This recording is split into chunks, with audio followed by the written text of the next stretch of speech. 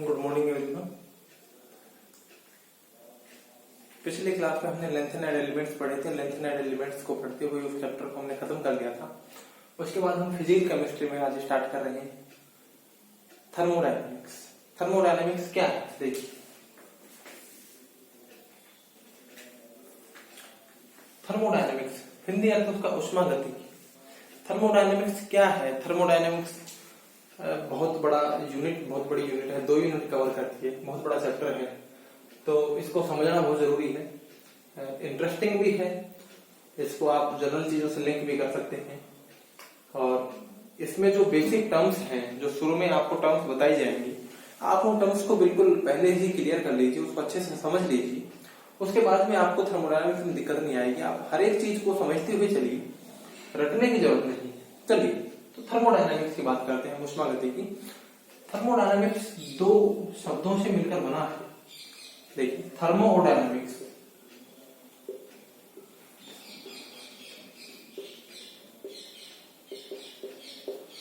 मैं इंग्लिश और हिंदी दोनों ही टर्म यूज करूंगा, तो आप लोग दोनों ही टर्म को ध्यान रखें। कभी इंग्लिश टर्म यूज करूंगा, कभी हिंदी, तो आप लोगों की सुविधा के अनुसार जो है वो आप हिंदी और इंग्लिश दोनों टर्म्स को देखते रहें। चलिए, थर्मो का मतलब होता है हीट। हीट मतलब उष्मा। और डायनेमिक का मतलब होता है मोशन।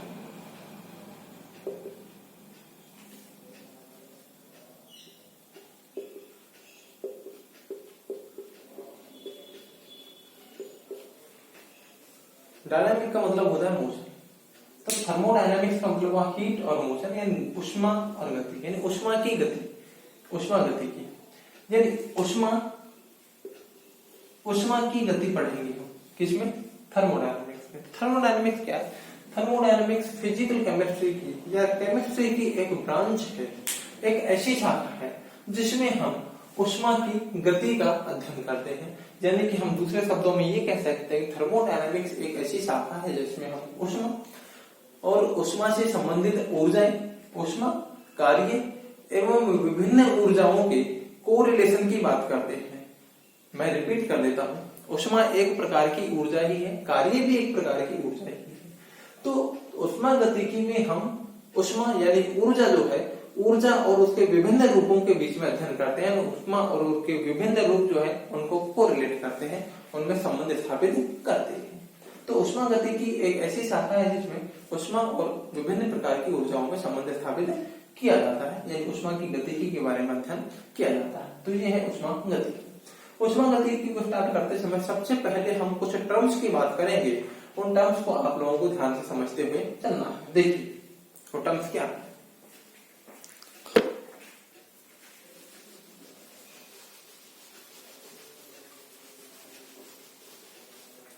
फर्स्ट है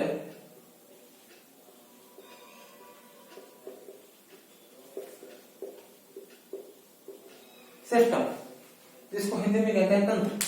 सिस्टम क्या होता है? अब देखिए, उष्मा गतिकी को हमको पढ़ना है, यानी उसमें उष्मा भी पढ़नी है, कार्य भी पढ़ना है, उसमें विभिन्न प्रकार की ऊर्जाएं भी हमको पढ़नी है। तो वो सब पढ़ना है तो हमें कोई ना कोई एक ऐसा पदार्थ या कोई ऐसा उपकरण या कोई भी चीज ऐसी सेलेक्ट करनी पड़ेगी, कोई स्थान ऐसा सेलेक्ट करना पड़ेगा जिस पर हम अध्ययन करेंगे।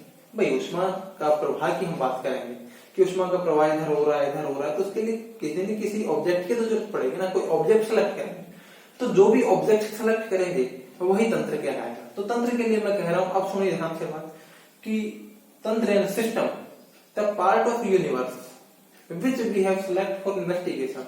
यानी ब्रह्मांड का, हम ये पूरा क्या है? ब्रह्मांड है। ब्रह्मांड में पृथ्वी भी है, सौर मंडल भी है, सूर्य भी है, तारे भी है, वो सब चीजें हैं ब्रह्मांड में शामिल। तो ब्रह्मांड का वो भाग जिसको हम हमारे प्रयोग के लिए सेलेक्ट करते हैं, जिस पर हम प्रयोग करेंगे, वो तंत्र कहलाता है। वो क्या कहलाएगा? तंत्र कहलाएगा। माने कि मैंने कोई एक पूरे ब्रह्मांड में से ये एक बॉक्स ले लिया हमने सब, या फिर मैं सरल शब्दों में ये कहूं कि हमने कूलर ले लिया, कूलर, ठीक है। हम अपनी जो एनर्जी का फ्लो जो है, वो हीट का फ्लो हम इस कूलर पर करना चाहते हैं। तो कूलर पर करना चाहते, तो कूलर हमारे लिए क्या हो गया? सिस्टम हो गया। क्या हो गया? सिस्टम हो गया, तंत्र हो गया। जैसे घड़ी है, हम घड़ी पर उसकी एनर्जी की बात करना चाह रहे हैं, उसमें गति हो रही है, एनर्जी हो रही है, उसकी बात करना चाह रहे हैं, तो घड़ी हमारे लिए क्या हो गया, सिस्टम हो गया। हम एक चाय का कप ले लिया हमने, उस चाय के कप में एनर्जी की बात करना चाह रहे हैं, हीट फ्लो किधर हो रहा है किधर नहीं हो रहा है, उस पर हम इन्वेस्टिगेशन, उस पर प्रयोग करना चाहते हैं, तो हमारे लिए वो चाय का कप क्या हो गया, हमारे लिए वो हो गया सिस्टम हो गया। और माना कि हम चाय के कप में से केवल चाय पे ही प्रयोग करना चाहते, तो हमारे लिए सिस्टम चाय हो गई, कप अब सिस्टम का पार्ट नहीं है, कप सिस्टम में शामिल नहीं। हम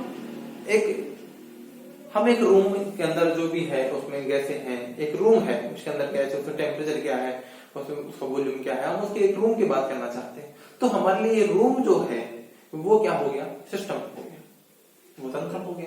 यानी जिस भी एरिया को हम प्रयोग के लिए सिलेक्ट करेंगे तो वही हमारे लिए सिस्टम हो जाएगा, वो तंत्र हो जाएगा। अब देखिए कमरे में दीवारें भी, अगर हमारा प्रयोग दीवारों पर भी निर्भर है, हम उसमें दीवारों को भी शामिल कर रहे हैं हमारे प्रयोग में, तो दीवारें जो है वो तंत्र का भाग हो जाएंगी, यानी वो दीवारें भी सिस्टम में शामिल होंगी। और हमारा प्रयोग केवल अंदर गैस जो है उस पर ही है, दीवारों पर नहीं है, तो हमारे लिए सिस्टम जो है केवल अंदर गैस है, दीवारें उसमें सिस्टम में शामिल नहीं होंगी। तो जिस पर भी हम काम कर रहे हैं, प्रयोग कर रहे हैं, हम सिस्टम केवल वही कहलाएगा। तो फिर दोबारा से मैं इसको एक बार फिर से कह देता हूँ कि ब्रह्मांड का वह भाग जिसे हम प्रयोग के लिए सिलेक्ट करते हैं सिस्टम कहलाता है। तो ये हो गया सिस्टम कि सब जिस पर हम कर रहे हैं तो ये सिस्टम हो गया। तो इसके बाद जो भी बच गया, इसके बाद इस सिस्टम को जिसके प्रयोग के लिए जिसको हमने सेलेक्ट कर लिया वो सिस्टम, और उसके बाद ब्रह्मांड का पूरा बचा हुआ भाग वो सराउंडिंग कहलाता है। वो क्या कहलाता है, सराउंडिंग कहलाता है। तो दूसरा जो टर्म है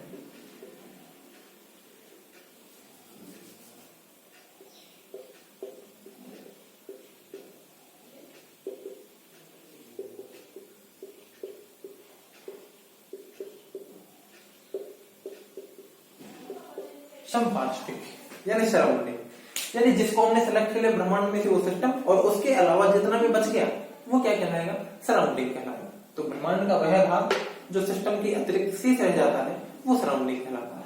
चलिए, तो ये हो गया सिस्टम और ये सराउंडिंग। तीसरी जो है वो है बाउंड्री।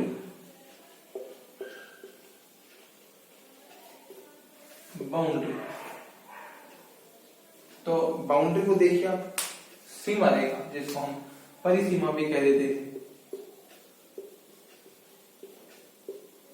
परिसीमा या सीमा। देखिए तो बाउंड्री या परिसीमा वो होगी जो सिस्टम को सराउंडिंग से अलग करती है। सिस्टम और सराउंडिंग में अंतर करने वाली सीमा रेखा को हम बाउंड्री कहेंगे, परिसीमा कहेंगे। तो देखिए अब ये बाउंड्री जो है, ये परिसीमा जो है, ये वास्तविक भी हो सकती है और ये काल्पनिक भी हो सकती है। क्या हो सकती है, वास्तविक भी हो सकती है और एक काल्पनिक भी हो सकती है। कैसे, वास्तविक कैसे हो सकती है, देखिए हमने इस कमरे को सेलेक्ट कर लिया, माना कि तो कमरे को सेलेक्ट कर लिया, तो कमरे की दीवारें, हमने दीवारों को भी शामिल कर लिया उसमें। तो दीवारें जो है, या दीवारों को हमने शामिल नहीं किया, माना कि हमने दीवारों को शामिल नहीं किया, तो दीवारें जो है वो पूरे ब्रह्मांड से अलग कर रहे हैं हमको। तो दीवारें जो होगी वो क्या होगी, इसकी परिसीमा होगी, यानी कि इसकी बाउंड्री होगी। अभी मैंने एक, आप इसको देखिए ध्यान से, मैंने एक ये लाइनें खींची, ये लो सब, इसके बीच में जो कुछ भी है, मैंने ये जो खींचा, इसके बीच में जो कुछ भी है मैं इस पे स्टडी करना चाहता हूँ। उसमें गैस है, क्या टेम्परेचर है, क्या प्रेशर है, क्या जो भी है, केवल इसका, ठीक है। चलो अब इसमें कोई बाउंड्री दिख रही नहीं, कुछ भी नहीं, तो ये जो है ये काल्पनिक बाउंड्री है कि हमने कल्पना कर दी, सब इतने को हम स्टडी करेंगे। तो बाउंड्री जो है वो वास्तविक भी हो सकती है और काल्पनिक भी हो सकती है। तो बाउंड्री जो है वो दोनों प्रकार के, वास्तविक और काल्पनिक। बाउंड्री वो है जो सिस्टम को सराउंडिंग से अलग करती है।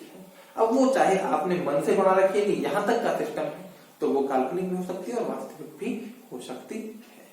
हमने कर लिया कि इस रूम जो है इसकी स्टडी में करूंगा, सब मैं इसमें स्टडी रूम के अंदर जो है 1 फीट अंदर तक करूंगा। कहां तक करूंगा कि सब रूम की दीवारें हैं, उस दीवारों से 1 फीट अंदर तक की गैस की स्टडी ही मैं करूंगा। तो रूम के 1 फीट तक ही सिस्टम कहलाएगा। 1 फीट के बाद जो गैस है वो जो सराउंडिंग कहलाएगा। तो वहां पर कोई बाउंड्री तो नहीं है, क्योंकि बाउंड्री तो दीवार से जो है 1 फीट अंदर ही रहेगी, वो तो काल्पनिक रहेगी। तो सिस्टम और सराउंडिंग को अलग करने वाली बाउंड्री जो है वो काल्पनिक भी हो सकती है और वास्तविक भी हो सकती है। तो हमने ये एग्जांपल के साथ बता दिया है। तो सिस्टम क्या है, सराउंडिंग क्या है और बाउंड्री क्या है वो मैंने आपको बता दी। आगे देखते हैं।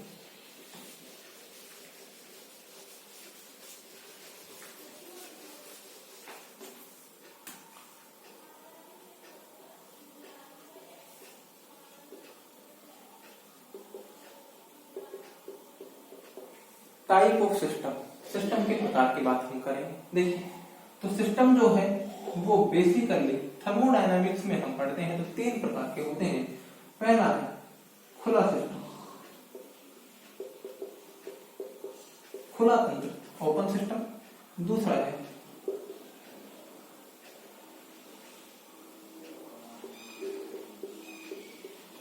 बंद तंत्र क्लोज्ड सिस्टम। और तीसरा है विलगित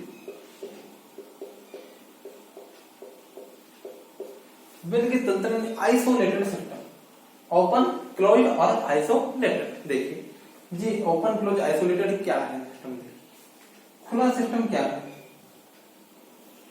ये तंत्र है, इसके बाहर जो ब्रह्मांड है वो पूरा क्या है, सराउंडिंग है। तो ऐसा सिस्टम जिससे ऊर्जा व द्रव्य, द्रव्य का मतलब हुआ पदार्थ, द्रव्य को पदार्थ भी लिख सकते हैं अपन। ऐसा सिस्टम जिसमें ऊर्जा और द्रव्य पदार्थ का दोनों का आदान प्रदान हो सकता है। यानी सिस्टम से बाहर ऊष्मा जा भी सकती है आ भी सकती है, सिस्टम से बाहर की तरफ पदार्थ जा भी सकता है और सिस्टम के अंदर पदार्थ आ भी सकता है। तो ऊष्मा और पदार्थ दोनों का आदान प्रदान हो सकता है, यानी होता रहता है। तो ऐसा सिस्टम खुला तंत्र कहलाता है। एग्जाम्पल के तौर पे हम बात करें तो सब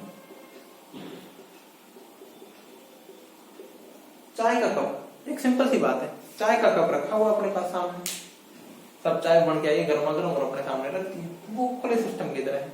क्योंकि जैसे कप रखा हुआ है तो आप लोग देखोगे उसमें से हीट निकलती रहती है, ऊष्मा बाहर जाती रहती है, तो ऊष्मा का आदान प्रदान हो रहा है तंत्रों जो है सिस्टम और सराउंडिंग के बीच में। और साथ में ही उसमें से वो वेपर भी निकलती रहती है। वेपर तो वेपर क्या है, पदार्थ तो है, तो पदार्थ भी निकल रहा है उसमें।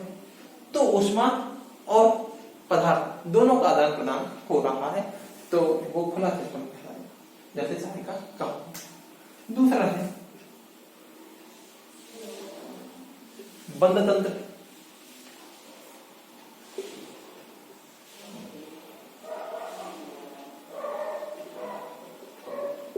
ऊष्मा का आदान प्रदान हो सकता है,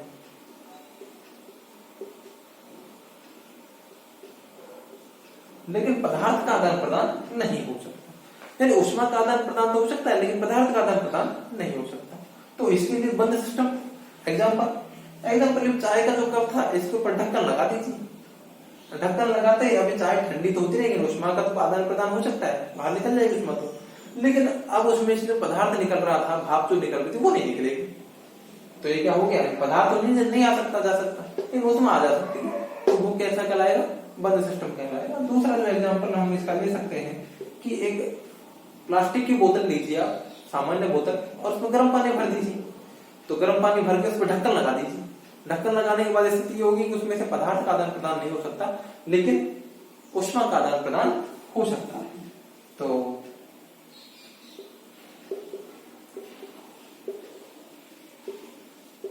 बंद बोतल में पानी से भरी हुई है, उसमें गर्म पानी है, तो बंद बोतल जो होगी उसमें ऊष्मा का आदान प्रदान हो सकता है, लेकिन हमने ढक्कन लगा दिया तो वहां पर जो है पदार्थ का आदान प्रदान नहीं हो सकता। तीसरा तरह का जो सिस्टम है वो देखिए,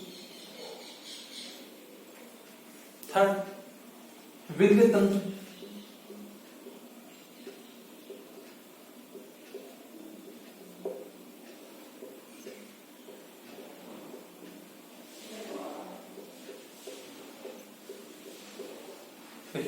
ना तो इसमें ऊष्मा का आदान प्रदान हो सकता है और ना ही पदार्थ का आदान प्रदान हो सकता है, यानी कि सिस्टम और सराउंडिंग के बीच में ऊष्मा और पदार्थ का आदान प्रदान नहीं हो सकता है। बिल्कुल सिस्टम में जो एनर्जी और पदार्थ है वो वही रहेगा, सराउंडिंग में जो एनर्जी और मैटर है वो वही रहेगा, यानी उसमें एक्सचेंज नहीं होगा, लेन देन नहीं होगा। एग्जाम्पल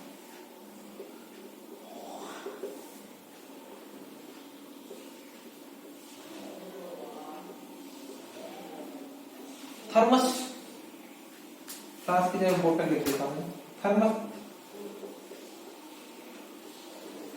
थर्मस बोतल, थर्मस बोतल को देखिए आप, थर्मस वाली जो आती हैं, जो थर्मोस्टेट होती हैं जिनमें चाय गर्म की गर्म हो जाती है, वो पूर्णतः विलगित नहीं है। मैं एक बार से फिर से आपको समझाना चाह रहा हूँ कि वो पूर्णतः विलगित है। विलगित का मतलब ये होता है कि सब उसमें से ऊर्जा का आदान प्रदान और पदार्थ का आदान प्रदान बिल्कुल नहीं होगा, वो है विलगित। थर्मस जो है बोतल होती है वो कुछ हद तक विलगित है, यानी उसमें हम अगर गर्म पानी रख देते तो बहुत लंबे समय तक गर्म चाय रख दी तो गर्मी बनी रहती है बहुत लंबे समय तक, यानी उसमें ऊष्मा का आदान प्रदान बाहर नहीं होता। जबकि यहाँ पर प्लास्टिक की बोतल क्यों ठंडी हो गई थी, क्योंकि यहाँ पर ऊष्मा का आदान प्रदान हो रहा था और साथ में उसमें ढक्कन भी लगा हुआ, तो पदार्थ का आदान प्रदान भी नहीं हो सकता। तो पदार्थ और ऊष्मा दोनों का आदान प्रदान थर्मस में नहीं हो सकता है, इसलिए थर्मस जो है वो विलगित तंत्र की तरह कार्य करता है। लेकिन मैं एक बार फिर से रिपीट कर देता हूँ कि थर्मस जो है वो पूर्णतः विलगित तंत्र नहीं है। इसमें हमने ये कहा कि विलगित तंत्र में ऊष्मा का आदान प्रदान नहीं हो सकता, हमने ढक्कन लगा दिया, थर्मस में गर्म चाय रखी हुई, तो अगर वो कभी भी ठंडी नहीं हो, साल में 2 साल में 10 साल में कभी भी ठंडी नहीं हो, तो वो विलगित तंत्र है, यानी उसमें ऊष्मा का आदान प्रदान नहीं हो। लेकिन वो 5, 6, 7 घंटे के बाद ठंडी हो जाती है ना, 5, 6 यानी कि वो घंटे 2 घंटे ही विलगित तंत्र की तरह काम करता है, धीरे धीरे उसमें से वो ठंडी होने लगती है, ऊष्मा का आदान प्रदान होने लग जाता है। तो विलगित तंत्र जो होते हैं उसमें ऊष्मा पदार्थ का आदान प्रदान नहीं होता, लेकिन थर्मस विलगित तंत्र का एक हम एग्जाम्पल रख सकते हैं या उसको समझ सकते हैं। बिल्कुल पूर्णतः विलगित तंत्र नहीं है, लेकिन उसकी तरह ही काम करता है। तो ये हुआ जो है टाइप ऑफ सिस्टम, तो खुला बंद तंत्र और विलगित तंत्र। चलिए आगे देखते हैं।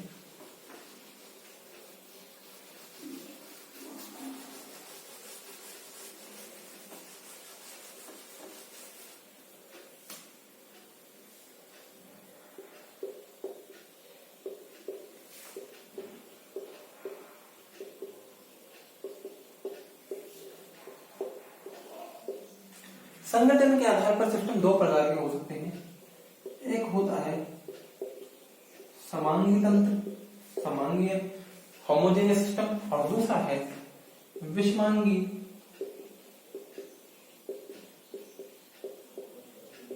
यानी हेटेरोजेनियस सिस्टम। समांगी और विषमांगी हेटेरोजेनियस सिस्टम। अब देखिए ये समांगी और विषमांगी क्या कहानी है वो देखिए। अगर किसी भी तंत्र में प्रत्येक भाग में, किसी भी तंत्र के प्रत्येक भाग में पदार्थ का संगठन समान है अर्थात उसके गुणधर्म समान है, तो ऐसा तंत्र समांगी तंत्र कहलाएगा। जैसे 2 गैसें हमने भर दी, एग्जाम्पल के तौर पर बात करें, एग्जाम्पल के तौर पर 2 गैसें हमने भर दी है, तो 2 गैसों के अणु आपस में क्या हो गए, ये फैल गए। तो इसमें 2 तरह की गैसें, तो चाहे मैं यहां से सैंपल लूं चाहे यहां से सैंपल लूं, कहीं से भी एक गैस का नमूना उठाऊं तो उस गैस के नमूने में दोनों गैसों का प्रतिशत रेशो, उनका जो रेशो है वो बराबर आना चाहिए। यहाँ पर अगर 5:1 का रेशो है तो यहाँ से भी 5:1 का रेशो मिलेगा, कहीं से भी लूं 5:1 का रेशो ही मिलेगा, तो ये कहलाएगा समांगी तंत्र ऐसा। और विषमांगी तंत्र जो होता है वो ऐसा, विषमांगी तंत्र जो होता है वो ऐसा तंत्र होता है जिसमें पदार्थ जो है, इसमें पदार्थ का संगठन हर एक प्रत्येक जगह पे जो है वो समान नहीं रहता है, यानी कि जगह के हिसाब से पदार्थ का संगठन बदल जाता है। माना कि जैसे एग्जांपल के तौर पे हम बात करें कि सब पानी में रेत डाल दी हमने, किसने, पानी में क्या डाल दी, रेत डाल दी, तो पानी में रेत डालते ही रेत जो है ऊपर तो कम घुली हुई होगी, नीचे ज्यादा बैठ जाएगी, ठीक। तो अगर मैं यहां से नमूना उठाऊंगा तो उसमें रेत ज्यादा मिलेगी, और यहां से अगर नमूना लूंगा तो उसमें रेत कम मिलेगी, तो यानी दोनों जगह पदार्थ के संगठन में क्या आ गया, अंतर आ गया। तो ऐसे तंत्र को कहते हैं विषमांगी तंत्र। तो यहाँ के गुण और यहाँ के गुणधर्म अलग अलग होंगे। समांगी तंत्र में सब जगह के गुणधर्म समान रहते हैं, लेकिन विषमांगी तंत्र में सब जगह के गुणधर्म समान नहीं रहते हैं। तो ये है संगठन के आधार पर तंत्र 2 प्रकार के हैं, जो कौन कौन से हैं वो हमने बात कर ली है। तो इस वीडियो में इतना, इससे आगे का हम जो है नेक्स्ट वीडियो पढ़ेंगे। Thank you.